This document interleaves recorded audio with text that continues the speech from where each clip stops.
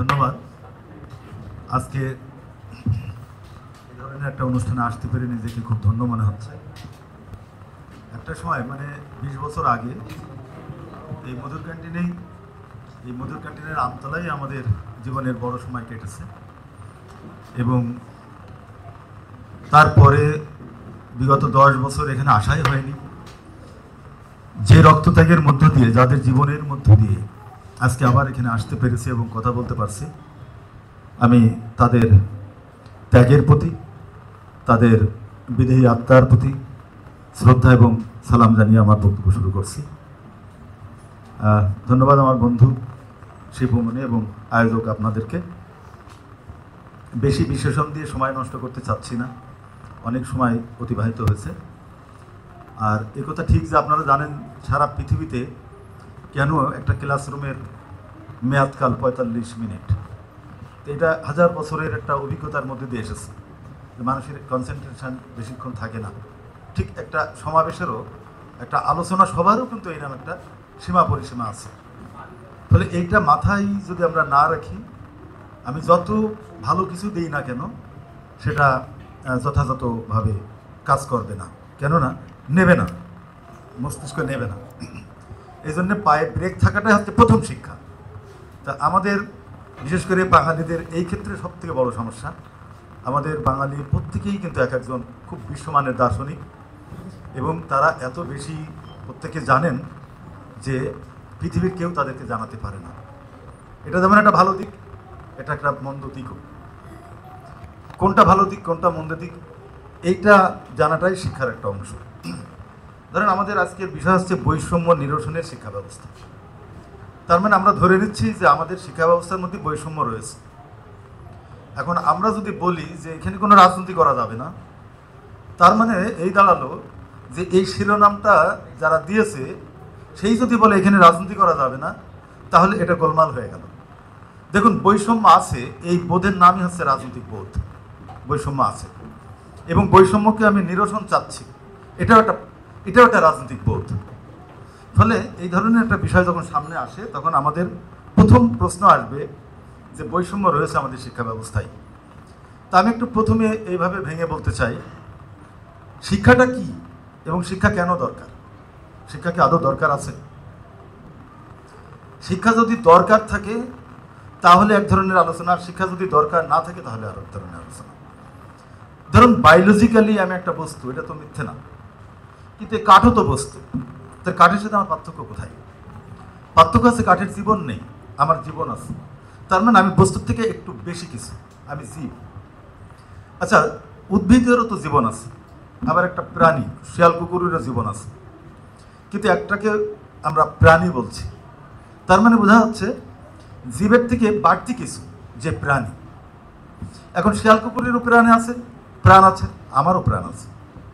তাহলে কি আমি শিয়াল কুকুর? না, তার থেকে আমার আবার একটা বাড়তি কিছু আছে। সেই বাড়তি কিছু কি? এই যে বাড়তি কিছু, প্রাণীর ভিতরে আমি কিছু বাড়তি কিছু ধারণ করি, এইটা কি? এইটা ধারণ করি যেটা, এটা কোনো শিক্ষা থেকে না, বাই বার্থ এই প্রাণীটা জন্মগতভাবে এমন কিছু বৈশিষ্ট্য নিয়ে এসেছে যেটা তার বাপ মার দেওয়া না, এটা সে নিয়ে এসেছে। এই প্রাণীর এটাই হচ্ছে তার জন্মগত বৈশিষ্ট্য, যে সে একটা মর্যাদা বোধ তার আছে, সে একটা মর্যাদা ধারণ করে, সে মর্যাদা চায়। এই যে মর্যাদা বোধ যার আছে, আমরা এটাকে সহজভাবে বলেছি যে প্রাণীর মান সম্পর্কে হুঁশ আছে, আমরা সেই প্রাণীটাকে বলছি মানুষ। একটা কুকুরের কিন্তু মান সম্পর্কিত হুঁশ নেই। আপনি তাকে লাথি মারলেন, সে ঘেউ করে উঠল, আবার একটা পাউরুটি দিলেন, এসে খাইলো, পরে আপনাকে দেখে লেজ নাড়ালো। কিন্তু একটা মানুষকে আপনি খাইতে দিলেন, কিন্তু তার সাথে ব্যবহার করলেন কুকুরের মতো, তো সে কিন্তু আপনার পরবর্তীতে আর আপনার ওখানে আসবে না। এই যে এটার জন্য কিন্তু তার MA পাস করা লাগেনি, এমনকি এটার জন্য তার ধর্ম শেখাও লাগেনি, রাজনীতি শেখাও লাগেনি। তার মানে তার আত্মমর্যাদায় লেগেছে। যে প্রাণীর আত্মমর্যাদা বোধ আছে, অর্থাৎ মান সম্পর্কে হুঁশ আছে, তিনি মানুষ। এখন এই মানুষটা জন্মগতভাবে সে এই বোধটা নিয়ে আসে, কিন্তু এই বোধটাকে প্রতি মুহূর্তে সমাজে এই মানুষেরই একটা অংশ ওটাকে চাপিয়ে রাখে, রেখে তাকে শুধুমাত্র প্রাণী হিসেবে থাকতে বাধ্য করে। তখনই আসে বিদ্রোহ, বিক্ষোভ। তাহলে এই বিদ্রোহ এবং বিক্ষোভটা এই সমাজের ভিতরের, এই মানুষের ভিতরের আরেকটা অংশ এর বীজটা রোপণ করেছে বলেই বিদ্রোহ এসেছে।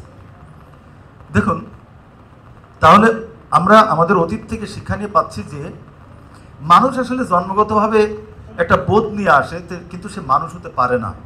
মানুষ তাকে হতে হয়, শিক্ষা তাকে নিতে হয়। এই প্রাণী শিক্ষা নিতে পারে, তাই তাকে শিক্ষা দেওয়া হয়।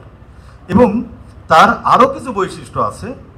প্রাণীর মধ্যে থেকে সে মানুষ হয়েছে বটে, কিন্তু সে আরও কিছু বৈশিষ্ট্য ধারণ করে, যেটা দিয়ে সে নিজেই ওইটাকে বিকশিত করে সে তথাকথিত ঈশ্বরও হয়ে যেতে পারে। সে ঈশ্বর হতে পারে, মানুষ ঈশ্বর হতে পারে।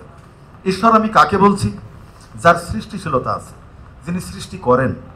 আমরা এই মানুষই এই ঈশ্বর নামক একটি ব্যাপারকে সামনে এনেছি, এনে বলছি যে তিনি হচ্ছেন আদি স্রষ্টা, তিনি আদি কারণ।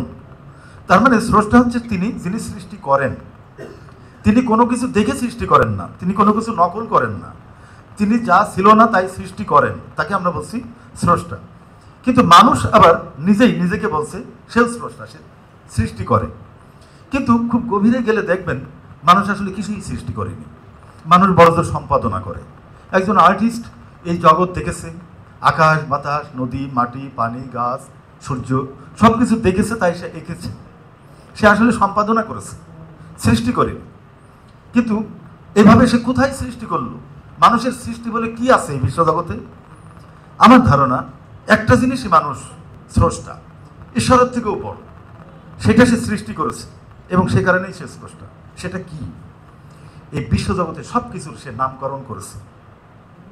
এমনকি এই বিশ্বজগতের আদি কারণ যদি কেউ থেকে থাকে, তারও তিনি নাম দিয়েছেন জগৎ ভেদে, স্থান ভেদে, মাটি ভেদে। কোথাও বলেছেন আল্লাহ, কোথাও বলেছেন গড, কোথাও বলেছেন ভগবান, কোথাও বলেছে দয়াল সৃষ্টিকর্তা। আরও সায়েন্সের ভাষায় আজকে সে বলছে পয়েন্ট অফ সিঙ্গুলারিটি, বা আরও আমরা বলছি এনার্জি, শক্তির নিত্যতার সূত্র দিয়ে বলছি এনার্জি হচ্ছে আদি কারণ। যে নামই দিই না কেন, এই যে নামকরণ করেছে মানুষ, এটা অতীতে ছিল না। এমনকি আল্লাহ নিজেও নিজের নামকরণ করেননি, আল্লাহকে মানুষই নামকরণ করেছেন, আল্লাহকে মানুষই আবিষ্কার করেছেন। এই জন্য মানুষের এই যে সৃষ্টিশীলতা, এ জায়গায় মানুষ স্রষ্টা। এখন এই মানুষকে মানুষ হওয়ার প্রশ্ন, আমরা বলছি যে লেখাপড়া শিখালে সে মানুষ হবে। আমি একবার এক প্রাইমারি স্কুলের যিনি সভাপতি আমাকে বললেন যে খুব তো বক্তৃতা দাও, রাস্তায় মানুষে অনেক শোনে, তা আমার স্কুলে একদিন বক্তৃতা দাও। তো আমি তো অবাক হলাম, স্কুলে কি বলবো, প্রাইমারি স্কুল 5 পর্যন্ত। তো আমার আরেকজন যার মাধ্যমে ওই সভাপতি আমাকে বলেছিলেন, তার অনুরোধটা আমি ফেলতে পারিনি। তো আমি গেলাম স্কুলে। জানেন, এক পর্যায়ে বাংলাদেশে যেখানে বক্তৃতা দিই, মাঠে হাজার হাজার মানুষ না হলে বক্তৃতা দিতেই ইচ্ছা করে না, ভালো লাগে না। কিন্তু ওই দিন যে আমি তো ভয়ে আমার পা কাঁপা শুরু হয়ে গেছে।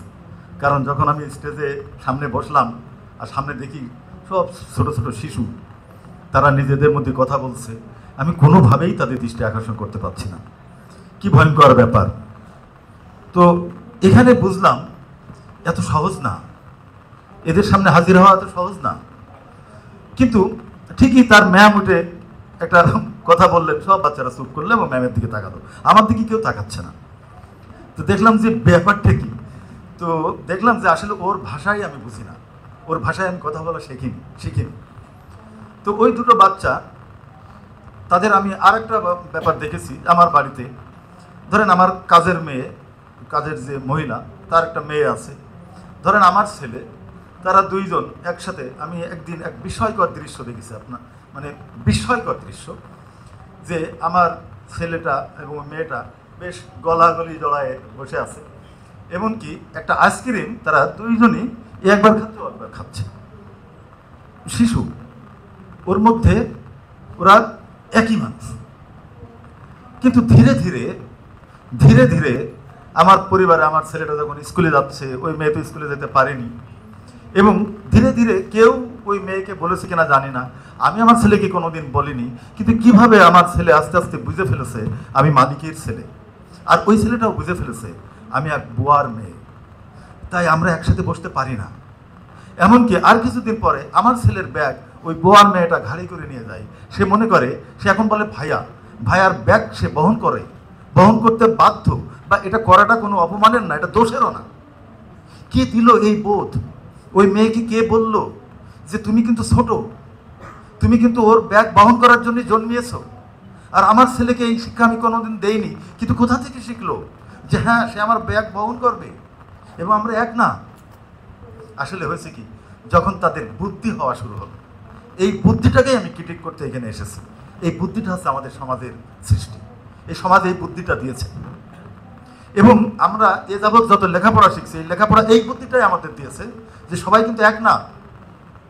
তো আমরা আজকে যতই বিশ্ববিদ্যালয়ে বলেন আর বিশ্বমানের শিক্ষক বাংলাদেশে থাকুক, তাতে কিছু এসে যায় না। পৃথিবীর কোথাও শিক্ষিত মানুষ নেই, কেউ শিক্ষিত না। রাইফেল বানানো কোনো শিক্ষা না। আপনারা বলেন সব কিছুর অপব্যবহার আছে, সেজন্য আমরা বলি না জিনিসটা ভালো কিন্তু অপব্যবহার হয়েছে। আপনারা বলেন রাইফেলের পজিটিভ ব্যবহারটা কি আছে? হত্যা করা ছাড়া রাইফেলের পজিটিভ ব্যবহার কি আছে? একটা বোমের পজিটিভ ব্যবহার কি আছে? একটা নিউক্লিয়ার বোম পৃথিবী ধ্বংস করে দিতে পারে। এটা বানানো হয়েছে কিসের জন্য? For human being. পৃথিবীর কোনো কাজে লাগে? এর কি কোনো পজিটিভ ব্যবহার আছে নিউক্লিয়ার বোমের? তাহলে অপব্যবহার হয়েছে। আরে ভাই, অপব্যবহার করলাম না, এটা পজিটিভ ব্যবহারটা কি? তার মানে সমাজে মানুষ থাকবে, একজন দখল করতে চাবে আর একজন দিতে চাবে না, তাই যে দখল করতে চাবে সে বোমা মেরে তার কাছ থেকে নিয়ে নেবে। এই জন্যই তো এর পজিটিভ ব্যবহার আর কি হতে পারে? তাহলে কি সব শিক্ষাই শিক্ষা? এখন আমি শিক্ষাটা কি এটার ক্ষেত্রে বলবো যে দেখেন, একটা গরুর বাচ্চা হচ্ছে বা ছাগলের বাচ্চা হচ্ছে, বাচ্চা পৃথিবীতে আসার সাথে সাথেই তার মা একটুখানি জিভ দিয়ে তাকে চেটে দিল, তারপরে কিছুক্ষণ লাফালাফি করে দাঁড়াই গেল। আচ্ছা, এমনও আছে যে একটা পাখি আকাশ থেকে ডিম পেড়েছে, মাটি পড়ার আগে বাচ্চা উড়ে চলে গেছে। কিন্তু মানুষের বাচ্চা জন্মের পরে তাকে সোজা হয়ে দাঁড়াতে লাগে অন্তত 9 মাস, তারপরে তার কথা বলতে লাগে আরো অনেকটা সময়। এই যে মানুষ আছে পৃথিবীর সব থেকে অসহায় প্রাণী, এবং পৃথিবীর সব থেকে অসহায় প্রাণী বিধায় তার ভিতরে আবার এই ইনস্টিংক্টও দেওয়া রয়েছে যে পৃথিবীর সব থেকে অসহায় তুমি, তাই তোমাকে সার্ভাইভ করতে হবে, বেঁচে থাকতে হবে এই সমগ্র জগতের সাথে বিরোধ করে, লড়াই করে। তাই তার ভিতরে এমন কিছু নেসেসিটির উপাদান রয়েছে যেটা সে বিকশিত করে, এবং তার মধ্যে দিয়ে সে এখন হাতির পিঠে, একটা মানুষ ছোট একটা বাচ্চা হাতির পিঠে বসে আবার একটা লোহার জিনিস দিয়ে মাথায় মারে এবং হাতি তারে নিয়ে যায়। সুর দিয়ে ধরে পার করে দিলে কিন্তু সে নেই, কিন্তু হাতিও ওই ছোট্ট মানুষটার কথাই চলে। এই যে মানুষের এই যে অসম্ভব ক্ষমতা, এটা সে জন্মগতভাবে নিয়ে এসেছে। এই ক্ষমতাটাকে সে কোনভাবে ব্যবহার করবে, এইটা দেওয়াটার নাম হচ্ছে শিক্ষা। এজন্যই শিক্ষা দরকার। এই শিক্ষাটা অতীতকালের ইতিহাসে আমরা দেখেছি, এই শিক্ষাটা এসেছিল নীতিশাস্ত্রের মধ্য দিয়ে, নৈতিকতার মধ্য দিয়ে। নীতিশাস্ত্র দেখুন, আজকে আমরা ধর্মগ্রন্থ বলি, ধর্ম বলে পৃথিবীতে কিছু ছিল না, ধর্মগ্রন্থ বলে কিছু ছিল না। ধর্মগ্রন্থের ভিতরে যে কথাগুলোকে বলা হয়, যেটাকে আমরা আজকে ধর্মগ্রন্থ বলি, এইগুলোকে অতীতকালে বলা হতো নীতিশাস্ত্র। দেখুন, লেখাপড়ার অনেক কথা বলার আছে, আলাপ প্রোগ্রামটা তো আরও অনেকবার হবে, ফলে আমরা অনেক কথা বলবো। দেখেন, আমাদের সমাজে ধর্ম বলে একটা শব্দ আছে, রিলিজিয়ান বলে একটা শব্দ আছে, দিন বলে একটা শব্দ আছে। এই তিনটে শব্দের মানে এ নয় কিন্তু জলই যা পানিও তাই, ওয়াটারও তাই, ব্যাপারটা এমন না। বা H2O, ব্যাপারটা এমন না। কিন্তু এমন না যে বৈজ্ঞানিক নাম H2O, একজন ইংরেজিরা বলে ওয়াটার, একজন বাংলায় বলে জল। ব্যাপারটা কিন্তু এমন না। দিন কমপ্লিট আলাদা জিনিস, রিলিজিয়ান আলাদা জিনিস, ধর্ম আলাদা জিনিস। আমরা এই তিনটে ব্যাপারটা জানি না। দেখুন, দিনের জন্ম হয়েছে কিন্তু মোহাম্মদের হাত দিয়ে, এর আগে দিন ছিল না। এর আগে কতগুলো আইন কানুন ছিল, তোরা একটা আইন, হামিরবি কোড একটা আইন, কিছু আইন টাইন ছিল, কিন্তু কমপ্লিট জীবন ব্যবস্থা এটা মোহাম্মদের আগে ছিল না। ধরুন রিলিজিয়ান কিন্তু এই সেনেকার দর্শনের ভিত্তি হচ্ছে সেনেকা, যেটার মাধ্যমে রাজা কনস্ট্যান্টাইন যীশু খ্রিস্টের মৃত্যুর 325 বছর পরে এসে বাইবেল রচনা করেছেন, এবং তার মধ্যে দিয়ে রিলিজিয়ান এসেছে পৃথিবীতে। এর আগে রিলিজিয়ান ছিল না। এবং এই দিন এবং রিলিজিয়ানের আগে ধর্ম বহুকাল ধরে ছিল। ধর্মটা কি? ধর্ম কি আমরা জানি। ধর্ম কোনো বাংলা শব্দ না ওই অর্থে, সে সংস্কৃত থেকে এসছে, ধীরি ধাতু থেকে ধর্ম। এখন এই যে ধীরি মানেটি কি? ধীরি মানে ধারণ। ধারণ বলতে কি বোঝায়? ধারণ হচ্ছে প্রতিটা বস্তু যা ধারণ করে ওইটা ওই বস্তুর ধর্ম। তার মানে আমরা যেটাকে, যে বস্তুকে যে নামে ডাকছি, আসলে ওইটা ওই বস্তুর নাম না, ওই বস্তুর চরিত্র। যেমন ধরেন এইটা বোতল, কিন্তু আমি যদি এইটাকে খুলে, শুধু এইটাকে খুলে আপনাদের দেখাই, আপনারা বোতল বলবেন না, বলবেন মুখ। আবার শুধু এইটাকে যদি আমি দেখাই তো বলবেন প্লাস্টিক। কোনোটাই মিথ্যা না, এটা প্লাস্টিক, এটাও প্লাস্টিক, কিন্তু এর আর এক নাম আছে মুখ, এর আর এক নাম প্লাস্টিক। এবং এই নিচে যদি কাটা থাকে, এই পাশে যদি কেটে এইটাকে যদি সমান করে ফেলি, আপনি বোতল বলছেন না। কিন্তু আসলে বোতল কি? বোতল ইজ নাথিং বাট থিংস। বোতল একটা স্বরূপ। ধরুন আমরা তো এখন গাছতলায় বসে কথা বলছি নাকি? আমরা কি গাছতলায় বসে আছি না নাকি? না, আমরা একটা ঘরের মধ্যে আছি, নিঃসন্দেহে গাছতলায় না। আচ্ছা, কেউ যদি বলে আমরা একটা ছাদের তলে আছি, কেউ যদি বলে না আমরা একটা ছাদের উপরে আছি, সেটাও সত্য। আসলে দেখেন, ঘর ইজ নাথিং বাট থিংস। ঘর কোনটা আপনি দেখাতে পারবেন।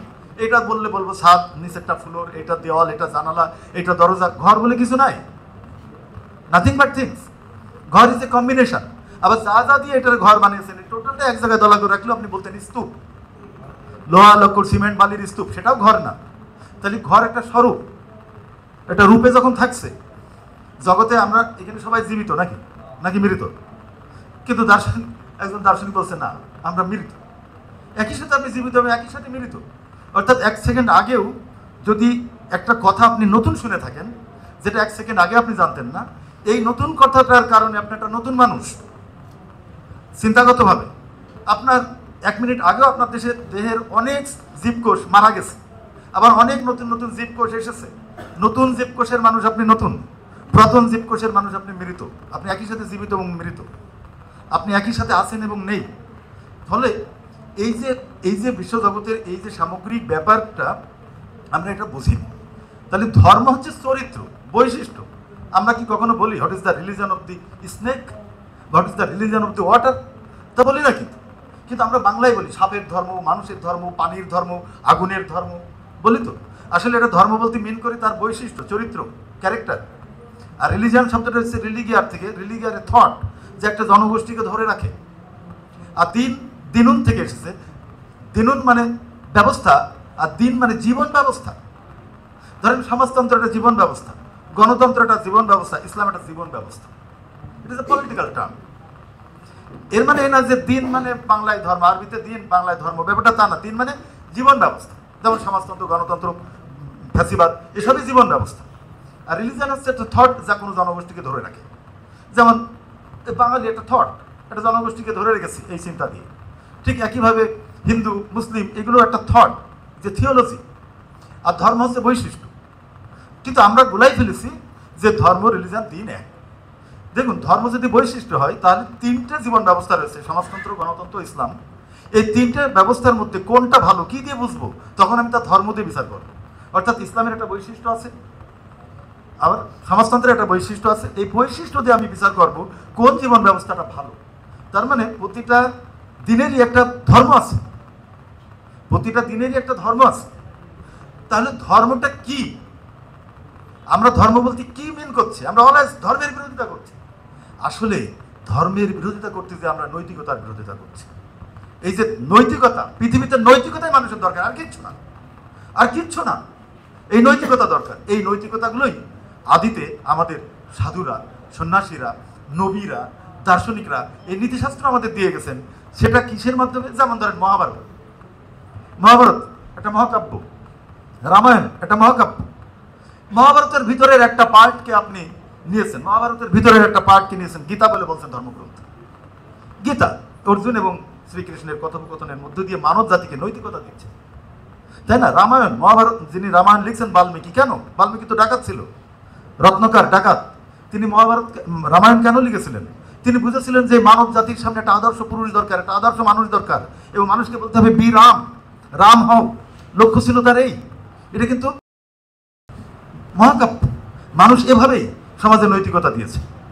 ওই যে স্কুলে বাচ্চাদের কথা বললাম, আসলে আমি ওকে বলতে গিয়েছিলাম, সেই কথা ওর ভাষায় হয়নি। ধরেন আমি বললাম, দেখো অতি লোভে তাঁতি নষ্ট, ও বুঝবে না। কিন্তু আমি যদি ঠাকুরমার ঝুলির গল্পটা বলতাম, যে এক কাঠুরিয়া, এই এই ব্যাপার, খুব সৎ মানুষ, একদিন তার কোড়ালটা নদীতে পড়ে গেল, হাওয়া করে কাঁদছে, কি করে বাড়ি যাবে। দত্ত উঠে এসে বললো, কাঠুরিয়া তুমি কেঁদো না, এই নাও হাড়ি, বাড়ি যে ঘষা দিবা খাবার পাবে। কিন্তু সাবধান, এই খাবার জন্য বাজারে বিক্রি করবা না, তাহলে কিন্তু হবে না। তো কাঠুরিয়া বাড়ি গেছে, তার রাগী বউ তো খেপে গেছে, কি ব্যাপার খালি হাতে আসলে? বলে চিন্তা নেই, তুমি থাকো। ঘরের মধ্যে যে ঘষা দিয়ে বলছে খাবার দাও, খাবার চলে এসেছে, বউকে দিয়েছে খাও, খাবারের জন্যই তো কথা। বউ একদিন জানলার ফাঁক দিয়ে দেখে এই হাড়িতে ঘষা দেয় আর খাবার আসে, তো যেটা স্বামী জানে না। ফলে বউ পরবর্তীতে স্বামী যখন চলে গেছে, ঘষা দিয়েছে খাবার এসেছে, উনি বিক্রি করেছেন, পরে আবার ঘষা দিয়েছে খাবার আসেনি। এই গল্পটা যখন আমার বাচ্চাকে বললাম, তখন সে বুঝলো ওহো বেশি লোভ তো ভালো না। তাহলে গল্প দিয়ে বাচ্চাকে বোঝানো হয়েছে। ঠাকুর মারজুলি বলেন আর ইসবের গল্প বলেন। আপনারা যারা মুসলিম, আপনি কোরআন পড়ছেন, মুখস্থ করেছেন, এই পড়ার কোনো মানে নেই যদি বোঝেন না বোঝেন। দেখুন যে কোনো ছেলের আপনি দেন জীবনানন্দের একটা কবিতা, 1000 বছর ধরে হাঁটিতেছি আমি পৃথিবীর পথে, মানে কি? ও বলে দেবে যেহেতু জীবনানন্দ লিখেছে আর 1000 বছর ধরে আমি হাঁটিতেছি পৃথিবীর পথে আমি, তো ওর মাইনে করে দেবে জীবনানন্দ 1000 বছর ধরে পৃথিবীতে হেঁটেছে। আসলে কবিতায় যে রূপক ব্যবহার হয়েছে, এই রূপকের ব্যবহার না বুঝলে কবিতা পড়ায় কিছু এসে যাবে না। বুঝবেন যে পৃথিবীর সব মহান কিতাবগুলো কাব্যের ভাষায় এসেছে, রূপকের ব্যবহার হয়েছে। আপনারা পবিত্র কোরআন শরীফে দেখবেন যে হযরত ঈসার জন্মও যেমন এক রহস্যময়, তার মৃত্যু এক রহস্যময়। মৃত্যুর পরে আল্লাহ তাকে নিয়ে চলে গেছে, আর জন্ম পিতা ছাড়া হয়েছে, রহস্যময় ব্যাপার, মানুষ এটা বিশ্বাস করতে চায় না। আবার তার মায়ের জন্মের কাহিনী কোরআনের মধ্যে সূরা আল ইমরানের পড়বেন। তার ঈসা আলাইহিস সালাম মায়ের নাম হলো, নানার নাম ছিল ইমরান। সেই সূরা আল ইমরানের মধ্যে পড়বেন যে তার মাকে, অর্থাৎ মরিয়মের জন্ম হওয়ার পরে মরিয়মকে কেন এক দরগায় দেওয়া হয়েছিল। আপনারা এইগুলো যদি পড়েন তো মানুষের মধ্যে অনেক বিভ্রান্তি তৈরি হবে। এই জন্য কোরআন সূরা আল ইমরানের 7 নম্বর আয়াতে বলছে, এই কিতাবের খুব অল্প সংখ্যক আয়াতই আছে সুস্পষ্ট দ্ব্যর্থহীন কিতাবের আসল অংশ, বাকি সবই রূপক। যাদের অন্তরে কুটিলতা রয়েছে, জটিলতা রয়েছে, তারাই সমাজে ফিতনা বিস্তারের জন্য ওই কিতাবের ভিতরে রূপক অংশ নিয়ে হাজির করে, নিশ্চয় তারা জাহান্নামী। আর যারা জ্ঞানে সুগভীর তারা বলে আমি এর প্রতি ঈমান এনেছি। অর্থাৎ আমার এক লেখা নিয়ে একবার হুজুররা ফাঁসির দাবি করেছিল, খুব বিপদ, পালাই থাকলাম। পালায়ে আমি একটা বই লিখলাম। তো ওই সময় একটা লেখা পড়ছিলাম ইবনে রুশদ, আপনারা দার্শনিক ইবনে রুশদের নাম শুনেছেন। তার একটা বিখ্যাত বই আছে তাহফাতুত ফালাসিফা। এই বইটা হচ্ছে একটা বইয়ের জবাব। অর্থাৎ ইমাম গাজ্জালি, ইবনে রুশদ, কিন্দি, ফারাবি, সিনা, আবু রাফি কাফি, জাবির ইবনে হায়ান, আল জাবর, আল কেমি, এদের সবার বিরুদ্ধে উনি একটা বই লিখেছিলেন তাহফাতুত ফালাসিফা, দার্শনিক সম্প্রদায়ের অধোগতি। তো এইটার সমালোচনা করে ইবনে রুশদ একটা লেখা লিখেছিলেন তাহফাতুত ফালাসিফা, অর্থাৎ দার্শনিক সম্প্রদায়ের অধোগতির অধোগতি। ওই বইটার অধোগতি কোথায়? কারণ ওনারও ফাঁসির দাবি হয়েছিল এবং এক পর্যায়ে শাসক জানতেন যে উনি অনেক জ্ঞানী মানুষ, এই মূর্খরা বোঝেনি, তাই তাকে মানুষ মেরে ফেলছিল। মারার হাত থেকে বাঁচিয়ে তাকে নির্বাসন দিয়ে বলল, হে মহান, তোমার বেঁচে থাকা দরকার, বাকি কাজ করো, রাষ্ট্র তোমার পিছনে আছে। আর মানুষ দেখলো নির্বাসন দেওয়া হয়েছে, শাসক বলল নির্বাসনে দিয়েছি, এবার বোঝো, মানুষ ছাড়া থেকে বোঝো, পশু পাখির মধ্যে, হিংস্র সাপের মধ্যে থেকে বোঝো। মানুষ খুব খুশি, কিন্তু তাকে বাঁচানো হয়েছে। ওই তাহফাতুত ফালাসিফার ভিতরে একটা জায়গায় সে এমন কিছু কথা লিখলো, তখন ওইটা পড়ে আমি বুঝলাম আরে আমার তো ফাঁসির দাবি হয় উচিত। কেন? উনি ওখানে লিখছেন জ্ঞানগতভাবে পৃথিবীর মানুষ 3 স্তরে বিভক্ত, আম পাবলিক, বুদ্ধিমান পাবলিক আর দার্শনিক পাবলিক। উনি বলছেন কোরআনটা যেহেতু মানব জাতির জন্য, তাই এই কোরআনের ভিতরে আমের জন্যও খাদ্য রয়েছে, বুদ্ধিমানের জন্যও রয়েছে, দার্শনিকের জন্যও রয়েছে। আম যেহেতু 80%, এটা কিন্তু ইবনে রুশদের কথা, আম যেহেতু 80%, তাই গোটা কোরআনের ভিতরে এই রূপক গল্প রয়েছে 80%, আর বুদ্ধিমান মাত্র 15%। তাদের জন্য বুদ্ধিভিত্তিক জায়গাটা রয়েছে। নিশ্চয় আমি জমাট এক বিন্দু রক্ত থেকে তোমাকে পয়দা করেছি, নিশ্চয় এই কিতাবে জ্ঞানীর জন্য নিদর্শন রয়েছে। এটা হচ্ছে বুদ্ধিমানদের অংশ। এই বুদ্ধিমানরা আমের অংশ পড়ে না, কিন্তু যে জ্ঞানী সুগভীর সে ওটা নিয়ে বাহাজও করে না, সে জানে এটা কাদের জন্য লেখা হয়েছে। আর বুদ্ধিমান সে ভাবে, লজিক্যাল। বুদ্ধিমান মানে যে লজিক্যাল, যুক্তি দিয়ে বুঝতে চায়। সূর্য যদি আল্লাহ যদি 2 জন হতো, তো একজন বলতে এমনি উঠবে, একজন বলতে এমনি উঠবে, মারামারি হতো। তো সূর্য তো একই নিয়মে চলছে, নিশ্চয় এর পিছনে একটা বুদ্ধিমান কর্তার হাত আছে, এটা লজিক্যালরা এইভাবে বোঝে। ইবনে রুশদ বলছে দার্শনিকের সংখ্যা হচ্ছে মাত্র 5%। ফলে কোরআনের ভিতরে দার্শনিকের জন্য আয়াত আছে 5%। সে বুঝতে চায় আল্লাহর সাথে তার সম্পর্ক কি, আল্লাহ কে আর সে কে, আল্লাহ তাকে কেন সৃষ্টি করেছে, তার কি আদৌ কোনো দায় আছে, সেটা বুঝতে চায়। ফলে এই কিতাবটা সকলের জন্য, কিন্তু ভাষাটা কাব্য রূপক। তাই যতই আপনি মুখস্থ করেন, আপনি যদি কবিতা না বোঝেন এই কিতাবটা বুঝবেন না। আবার এই কিতাবের ভিতরে রয়েছে রাজনীতি, তাই রাজনৈতিক বোধ যদি না থাকে, কাব্যবোধ এবং রাজনৈতিক বোধ না থাকলে আপনি কোরআনের স্বাদ বুঝবেন না। এর মধ্যে রয়েছে দর্শন, এর মধ্যে রয়েছে বিজ্ঞান, এর মধ্যে রয়েছে সামাজিক সম্পর্ক।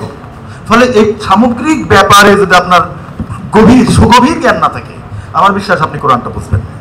ফলে আপনি মাদ্রাসায় পড়েছেন, হাফেজ সাহেব হয়েছেন, বিশাল কারি, মাদানি হুজুর, এসবই কিছু মিন করে না আপনি যদি এটা না বোঝেন।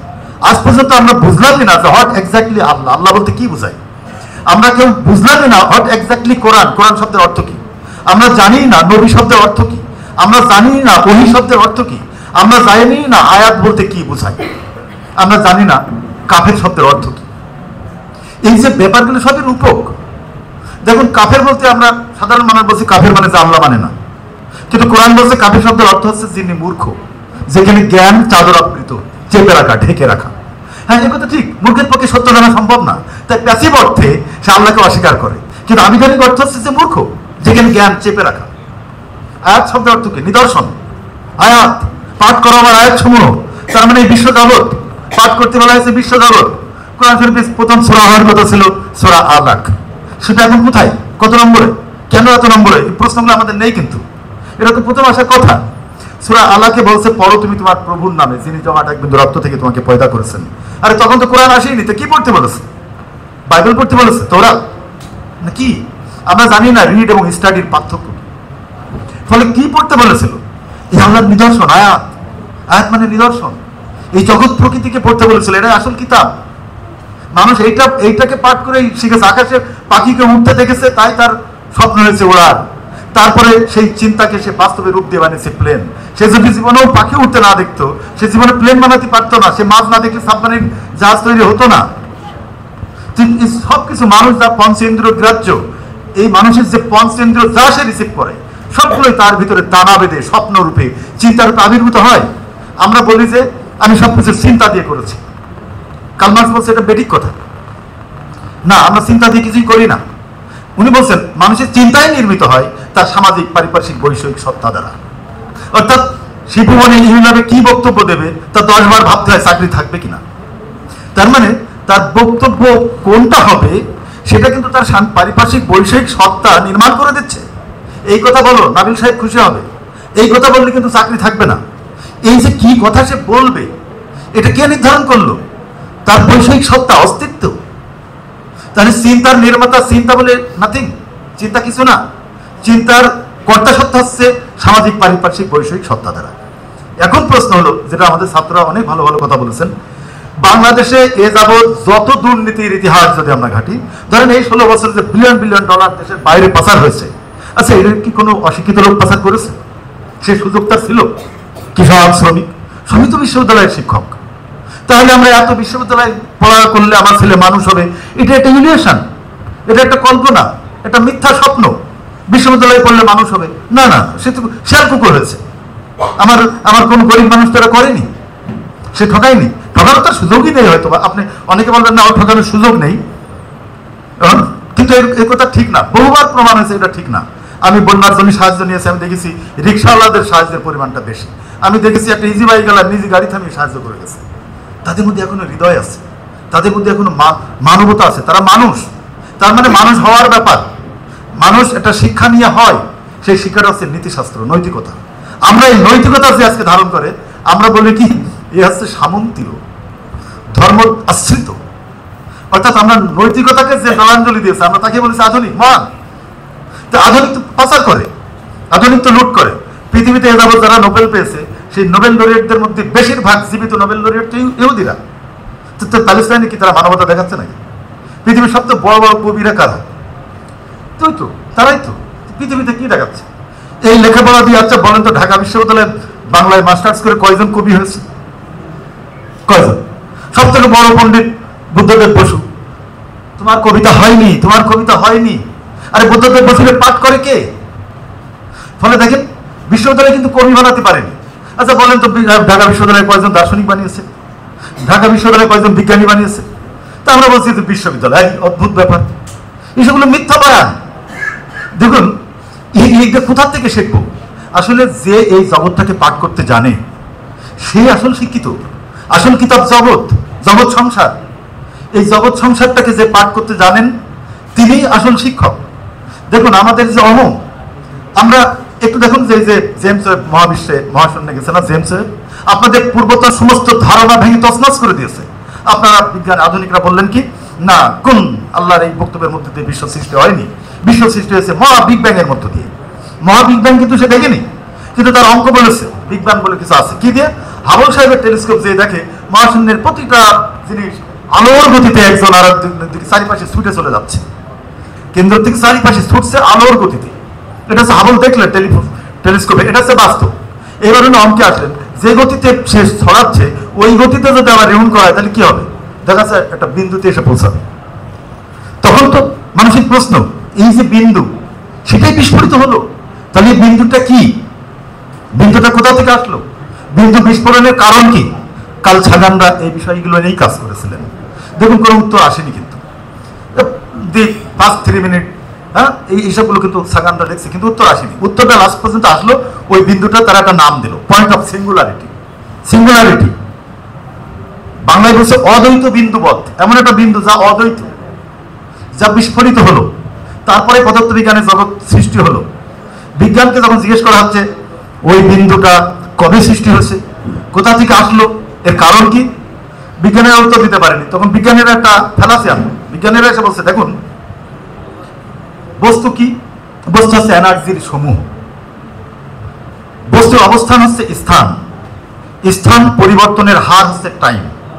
আপনি বললেন ওটা কোথা থেকে আসলো বিন্দুটা, বিজ্ঞান বলছে ওরে কোথায় মানে স্থান, স্থান তো তখন ছিলই না, এনার্জির সমূহ বস্তু, অর্থাৎ বস্তুর পূর্বপুরুষ হচ্ছে এনার্জি, তাই বস্তুর অবস্থান হচ্ছে স্থান।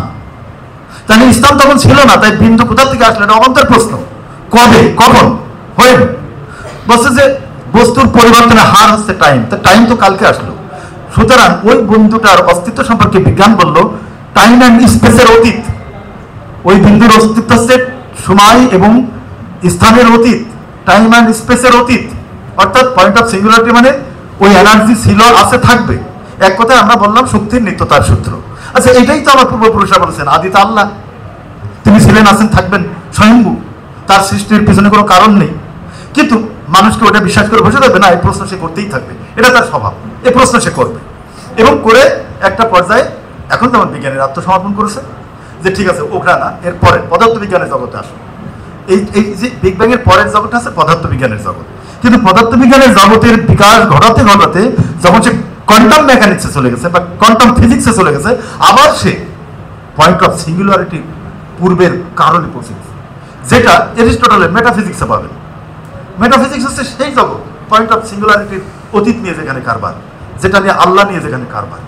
তো এই ব্যাপারটা এমন একটা ব্যাপারে মানুষের একটা অংশ এটা নিয়ে ভাববেই।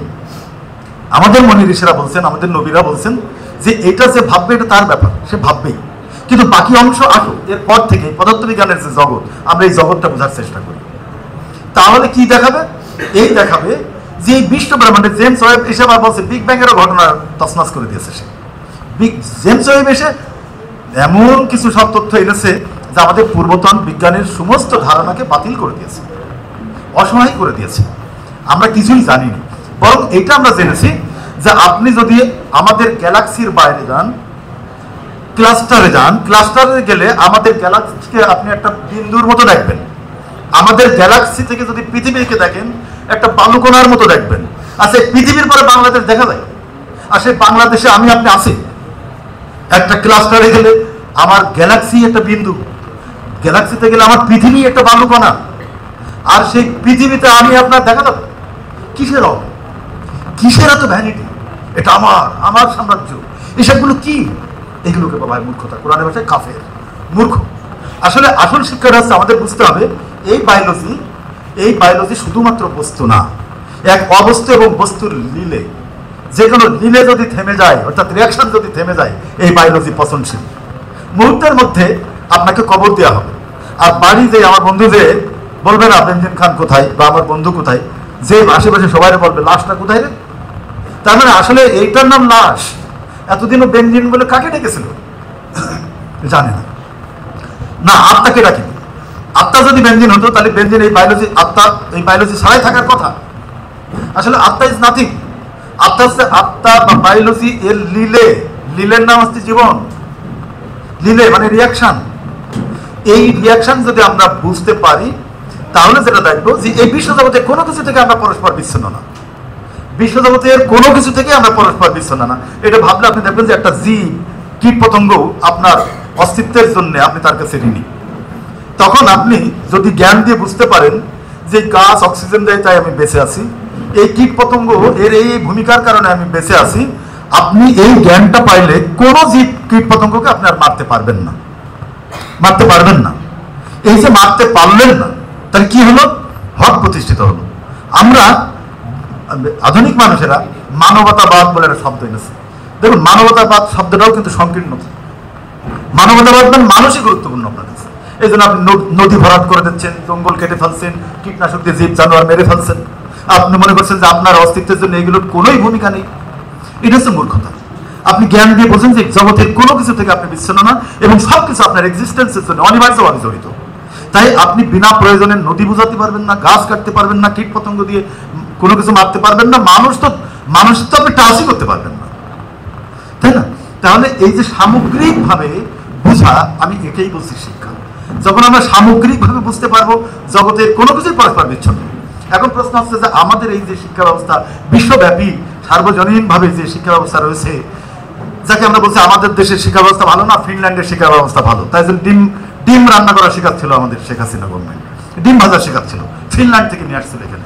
ওনার বোঝা উচিত এই বাংলাদেশেই সুন্দরবনে যে গাছ হয় সেই গাছ কিন্তু রাজশাহী হয় না, রাজশাহী ফজলাম কিন্তু সুন্দরবনে হয় না। তার মানে প্রতিটা গাছ হচ্ছে তার ভূমিপুত্র, ওই মাটির সন্তান। এই জায়গাতে যে মাটি, এই মাটির সন্তান আমি। আমার মেয়েরা 9 বছর বয়সে এজেট হয়ে যায়, ইউরোপে 18 বছরের এজেট হয় না।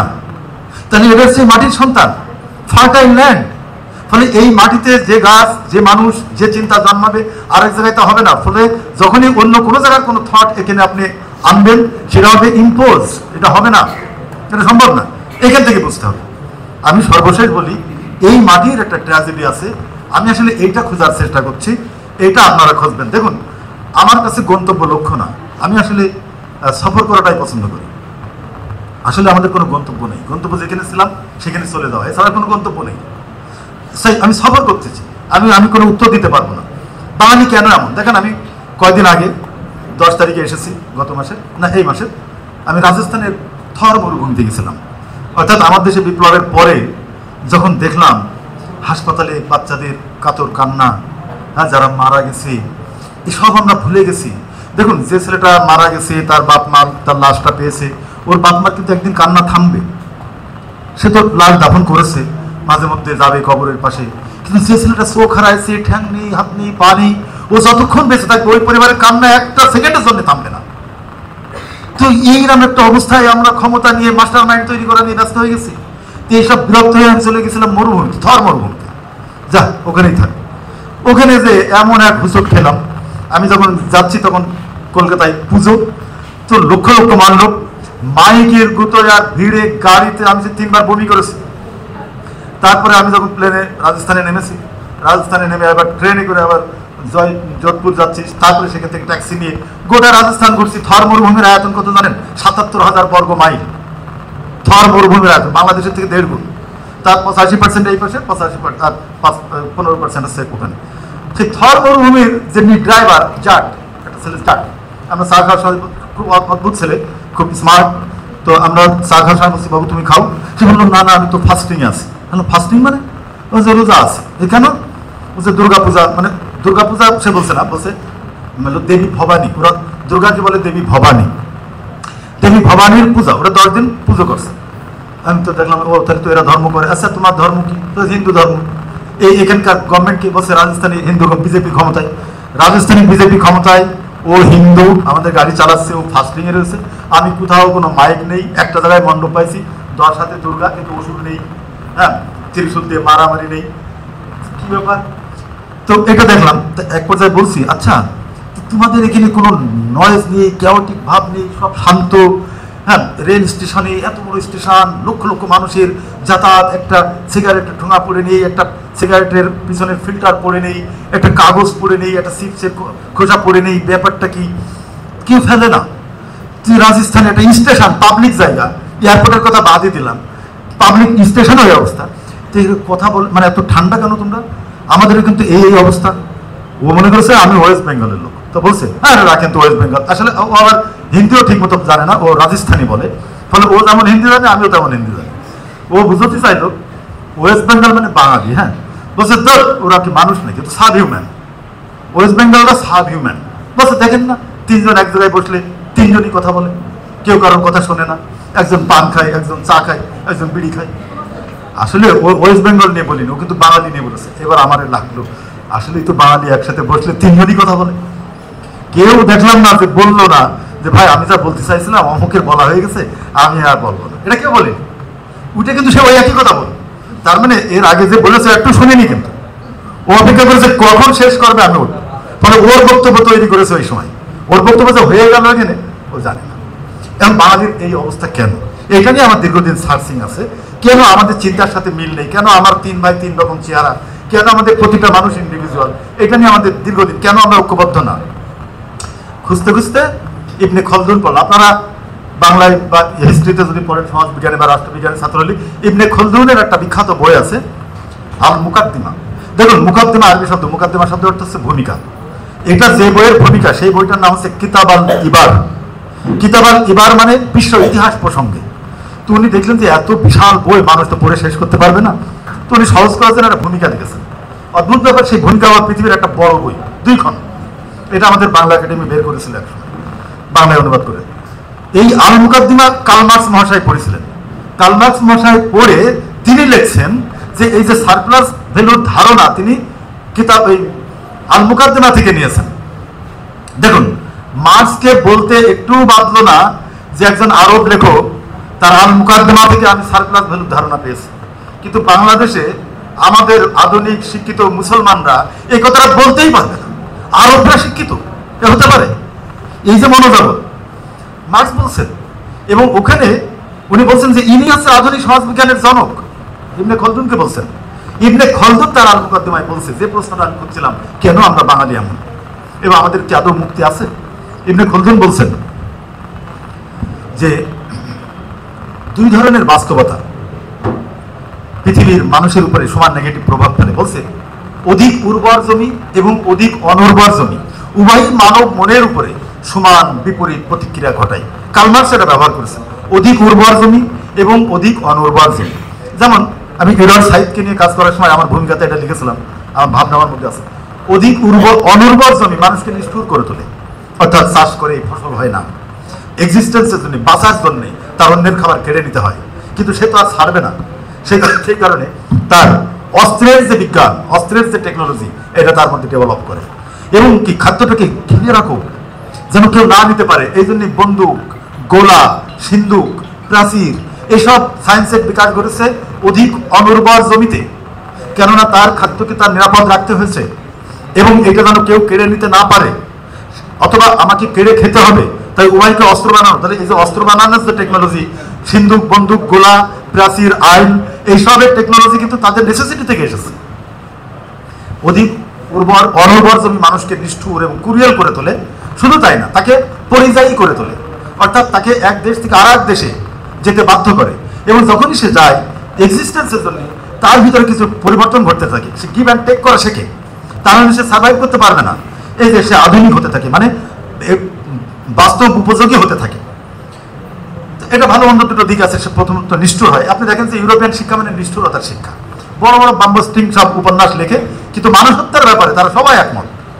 আচ্ছা, এবার আপনি আসেন অধিক উর্বর জমি। বলছে অধিক উর্বর জমিতে মানুষের মধ্যে তথাকথিত ফলস ভ্যানিটি, তথাকথিত ব্যক্তি স্বাতন্ত্রতা তৈরি করে, অর্থাৎ সে কোনোভাবে কালেকটিভ না, সে কোনোদিন কোনো মানুষকে গুরুত্বপূর্ণ মনে করে না। আদৌ তার কাছে কোনো মানুষ যে মানুষ এটা সে মনেই করে না, কেননা সে প্রাচুর্যের মধ্যে আছে। কখনোই তাকে কোনো কিছু দরকারের জন্য কারো কাছে হাত পেতে হয় না। এই যে ফার্টাইল ল্যান্ড, এই যে উর্বর ভূমি আমাকে তথাকথিত ব্যক্তি স্বাতন্ত্রতা দিয়ে ইন্ডিভিজুয়াল করে তুলেছে। আর যেহেতু অঢেল সময় রয়েছে, খাদ্যের জন্য আমার কোনো চিন্তা নেই, একটুখানি নারীরা মাঠে গিয়ে কিছু শাক পাতাড়ি তুলে আনলেই দেখবেন যে পৃথিবীর সব থেকে দামি খাবার পেয়ে যাচ্ছে।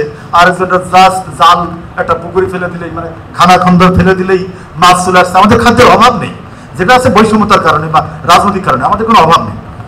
এতে হয়েছে কি যে আমার অঢেল সময় রয়েছে, এই অঢেল সময়টা আমার যেহেতু নেসেসিটি নেই বায়োলজির জন্য, এই অঢেল সময়টা আমরা কি করি, গীবত করি, পরচর্চা, পরনিন্দা, গীবত এইগুলো করি। আপনারা জানেন বাংলায় একটা শব্দ আছে, পৃথিবীর কোনো ভাষায় এটা আমি অন্তত ডিকশনারিতে পাইনি, যেমন কৃতঘ্ন। কৃতঘ্ন আপনি ইংরেজিতে কৃতঘ্নর মানে পাবেন না, কেননা কৃতঘ্ন চরিত্রটাই ইউরোপিয়ানদের নেই। কৃতঘ্ন অর্থাৎ আমরা জানি কৃতজ্ঞ, অকৃতজ্ঞ, যে কৃতজ্ঞতা স্বীকার করে না, অকৃতজ্ঞ। কিন্তু কৃতজ্ঞ হচ্ছে যে আপনি যদি কাউকে কোনদিন উপকার করেছেন, তাহলে যাকে উপকার করেছেন সে এবার আপনাকে খুন না করা পর্যন্ত সে আর শান্ত হতে পারছে না। কৃতজ্ঞ কেননা আপনাকে খুন না করলে, দেখেন এই গল্পটা কিন্তু ইসপের গল্পের মধ্যে আছে, আপনাদের মনে আছে না, সেই এক ঝড় বৃষ্টিতে এক ইঁদুর ধরাশায়ী হয়ে গেছে, তারপরে ঋষু এক ঝড় চলে গেলে ঋষি তাকে বাঁচাচ্ছে, ঋষি তার নিয়ে আসলো বাসায়। আমি খুব সঙ্গে বলছি, ঋষি নিয়ে আসলো ইঁদুরটাকে, আচ্ছা এটা বলেই শেষ করি। ঋষি ইঁদুরটাকে নিয়ে আসলো, এনে বেশ ওম করে গা তুলো দিয়ে পানিটা মুছায় ওম করে রেখেছে। তো ইঁদুর তো বেশ বেঁচে গেছে, ভালোই আছে। আর যেহেতু ঋষির ইঁদুর, ফলে বেশ আশেপাশে বেড়ায় দাপটের সাথে। কিন্তু ঋষির একটা পছন্দের বিড়াল আছে। ইঁদুর একদিন বলছে, ঋষি আপনি তো আমার জন্য অনেক কিছু করেছেন, তা আমাকে একটু বিড়াল বানাই দেওয়া যায়, কারণ ওর জন্য আমি একদম বেরোতে পারি না ঘরের থেকে, ও শুধু আমার ভয় দেয়, একটু বিড়াল বানাই দেওয়া যায়। তার ঋষি বললো, আচ্ছা যাও তুমি বিড়াল হয়ে যাও। বিড়াল হয়ে গেছে, বিড়াল হয়ে এখন বিড়ালের সমকক্ষ হয়ে গেছে। এখন ওই বিড়াল আশেপাশে দোকানে সাইডে টাইডে গেলে দোকানদাররা বলে, জানিস সে কিন্তু ইঁদুর ছিল, ঋষির কৃপায় বিড়াল। তো এটা আমার খুব খারাপ লাগলো, কি ঋষির কৃপায় বিড়াল? তো এবারও বলছে, আচ্ছা ঋষি তোমার কাছে আর কোনোদিন কিছু চাবো না, তুমি আমার কুকুর বানাই দিতে পারো। কেন? বিড়াল সারাক্ষণ আমার ম্যাও ম্যাও করে, আমার মানে সরি হ্যাঁ আমাকে না সরি বলছে যে আমাকে কি কুকুর বানাই দেওয়া যায়? তো কেন? আচ্ছা আমি একটু আরও স্বাধীনভাবে বেড়াতে পারতাম, তা কুকুর বানাই দিল। আচ্ছা ঠিক আছে তুমি কুকুর হয়ে যাও। আরও দূর যাইছে, এখন মানুষ বলে ঋষির কৃপায় দেখ ইঁদুর থেকে আজ কুকুর। এবার একদিন বলছে, ঋষি আমি এই কান ধরে বলছি, মাথা ছুঁয়ে বলছি, আমি আর জীবনে কিছু চাবো না, আমাকে বাঘ বানাই দেওয়া যায়? কিন্তু ঋষি তো অন্তর্জামী, ওর চাওয়া হচ্ছে ঋষিকেই খেয়ে ফেলবে। তা ঋষি বললো, যা তুই ইঁদুর হয়ে যা। আবার ইঁদুর হয়ে গেল। মানে কি ধর্ম দেখেন, যে ওকে না মারা পর্যন্ত, কেননা সমাজ বলবে, ইতিহাসে যে লিপিবদ্ধ থাকবে এই লোকের বড় হওয়ার পিছনে অমুকের অবদান রয়েছে, তাই সে তাকে মুছতে চায়। এটা হচ্ছে বাঙালির স্বভাব। এখন বাঙালির এই যে ফার্টাইল ল্যান্ড, তাহলে কি এখন আমাদেরকে এটা মরুভূমি বানায় ফেলতে হবে? না, এই যে অঢেল সময় রয়েছে আমাদের, এটা একটা নিয়ামত, অঢেল সময়। এই নিয়ামতটাকে আমরা কিভাবে কাজে লাগাতে পারি? কারণ অন্যরা তো হ্যান্ড টু মাউথ, সে খাওয়াতে যে সে দুনিয়াটা দেখতেই পারেনি, ও আকাশই দেখেনি। আমাদের এস এম সুলতান একদিন বলছিলেন যে ইউরোপের লোক দেখো না, তাদের ছবিতে আকাশ নেই, ওরা কি কখনো আকাশ দেখেছে? আকাশের রং দেখেছে? এটা একজন আর্টিস্টের পক্ষে দেখা সম্ভব। উনি একটা ছবি, ইউরোপের একটা ছবি দেখে বলছে, দেখো কিভাবে নীলটা এক ঝলক এসেছিল, শিল্পী ধরে ফেলেছে। তো যে হ্যান্ড টু মাউথ সারাক্ষণ খেয়ে বেড়াচ্ছে, সে তো দুনিয়াটা দেখিনি, একটা ফুল দেখিনি, ফুলের রং নিয়ে তার প্রশ্ন উঠেনি, পাখি দেখে আকাশে ওড়ার শখ জাগেনি। তো এই যে ব্যাপার, এখন আমাদের এই অঢেল সময় আছে, এই সময়টা যদি আমরা যথাযথ কাজে লাগাতে পারি, তাহলে কিন্তু আমাদের যে রিসোর্স, খাদ্য নিয়ে আমাদের কোনো চিন্তা নেই। দেখুন এমন কিছু সম্পদ আছে, ধরুন পানি, 1 লিটার দুধের থেকে, 1 লিটার ডিজেলের থেকে, 1 লিটার পেট্রোলের থেকে, 1 লিটার মদের থেকে 1 লিটার পানির দাম পৃথিবীর বেশিরভাগ জায়গায় বেশি। তো সেইটা আপনার ছিল, আপনি পানিকে যদি রাষ্ট্রীয় মালিকানায় আনতেন, আরবের সাথে পানি আর তেল দিয়ে আপনি এক্সচেঞ্জ করতে পারতেন, রাষ্ট্রীয় মালিকানায় আনেন। আমি মালয়েশিয়াতে দেখেছি, ইচ্ছামতো আপনি স্যালো মেশিন পুঁতে দিয়ে পানি ব্যবহার করতে পারছেন না, তারা ট্রেন দিয়ে পানি সাপ্লাই দিচ্ছে, তাদের খালে রাষ্ট্র দিচ্ছে, সেখান থেকে ছোটো ছোটো স্যালো দিয়ে সেটা মাঠে দিচ্ছে, কিন্তু পানি আপনি ইচ্ছামতো তুলতে পারবেন না। তাদের মাঠে দেখি একটা প্লেনের বেলুন রয়েছে, আমি বললাম এখানে আবার কি এয়ারপোর্ট? বললো যে কার্গো এয়ারপোর্ট। কার্গো এয়ারপোর্ট মানে মানে এই যত ধান ওঠে, এই সব ধান ওই খামারে মূল্যে চাইলে ওই বিমানে কার্গোতে চলে যায়, রাষ্ট্র কিনে নেয় ভর্তুকি দিয়ে। অর্থাৎ কৃষক জানে যে আগামী এই বছরে আমার কত খরচ আর কত টাকা করে আমি পাবো, দিয়ে দেয়। আবার রাষ্ট্র চাইল আবার ভর্তুকি দিয়ে বেছে, ওই কৃষক পুরো ধানটাই রাষ্ট্রের কাছে দিয়েছে, লাভ করেছে সে, আবার চাইলেও কিনেছে রাষ্ট্রের কাছ থেকে ভর্তুকি দিয়ে। তা রাষ্ট্র ওই সময় লস করলো। এটা কারণটা কি? কারণ হচ্ছে মানুষের মধ্যে যদি পিস থাকে, শান্তি থাকে, দ্রোহ বিদ্রোহ না থাকে, এই দ্রোহ বিদ্রোহের যে অর্থনৈতিক মূল্য কত এটা আমরা বুঝি। তাই ওইটুকু ভর্তুকি দিয়ে আমরা আমাদের রাষ্ট্রকে শান্ত রেখেছি। এই যে ব্যাপারটা, ধরেন আমার মানুষের এই পানিটাকে যদি রাষ্ট্র মালিকানা আনতাম, ধরুন আমাদের যে পৃথিবীর এখন সবথেকে কস্টলি থিংস আছে মানুষের শ্রম। তা আমাদের দেশে যে পরিমাণ মানুষ রয়েছে, তার যে শ্রম রয়েছে, এই শ্রমকে যদি আমরা পজিটিভলি ব্যবহার করতে পারি, আমরা কি না পারতাম। তো এইগুলোকে আমরা কীভাবে কাজে লাগাতে পারি? লেখাপড়া আপনি এমএ পাস করেন, বিএ পাস করেন, টিচার এসে যায় না। আচ্ছা, আমি কি শেষ করে দেবো? আর কয়েন এখনই। আচ্ছা, আমি আমার এক ভাই এসেছে ইঞ্জিনিয়ার, তাকে বলছিলাম যে ভাই আপনি তো চুয়েট থেকে ইঞ্জিনিয়ারিং পাস করেছেন, আপনি আপনাদের সাবজেক্টে কি কখনো ছিল যে ভারতের আর্কিটেকচারগুলো একটু দেখি? 500 বছর আগে তাজমহল বানাইছে যমুনা নদীর পাশে, এত বড় খরস্রোতা নদী, কোথাও ফেটে যায়নি কেন? কিভাবে পাইলিং করেছিল, কিভাবে এটা করেছে? আজকে তো আপনারা যা বানান 2 দিন পরে দেখি ভেঙে চলে যায়। তো ঘটনাটা কি? তো এইভাবে ধরেন ভারতবর্ষের যে স্থাপত্য নিদর্শনগুলো, সেগুলোই প্রমাণ করে আমাদের লেখাপড়া ছিল। এমন তো না যে একটা বিল্ডিং বানাইছি 500 থেকে 3 এশিয়া থেকে আরব থেকে আমি মিস্ত্রি নিয়ে করেছি। 1200 বছর ধরে হাজার হাজার স্থাপনা এখানে রয়েছে। তার মানে এই কারিকুলাম ছিল। ইংরেজরা এসে ধ্বংস করেছে প্রথম আমাদের হিস্ট্রি, তারপর বলেছে তোমাদের কোনো অতীত নেই, তোমাদের মানুষ বানিয়েছে আমরা, এবং বিলিভ করাইছে। যেদিন বিলিভ করেছি আমরা, সেদিনই আমরা তাদের দাস হয়ে গেছি, আমরা অর্ধেক হেরে গেছি। তাই পশ্চিমাদের এই বয়ান আমাদেরকে ছুঁড়ে ফেলে দিতে হবে। আমাদের ইতিহাস আমাদের খুঁজে বের করতে হবে, আমাদের শক্তি আমাদের খুঁজে বের করতে হবে, আমাদের মূল্যবোধ আমাদের খুঁজে বের করতে হবে, আমাদের জাতি ঐক্যবদ্ধ কোন বয়ানের পরে আসতে পারে সেটা আমাদের খুঁজে বের করতে হবে।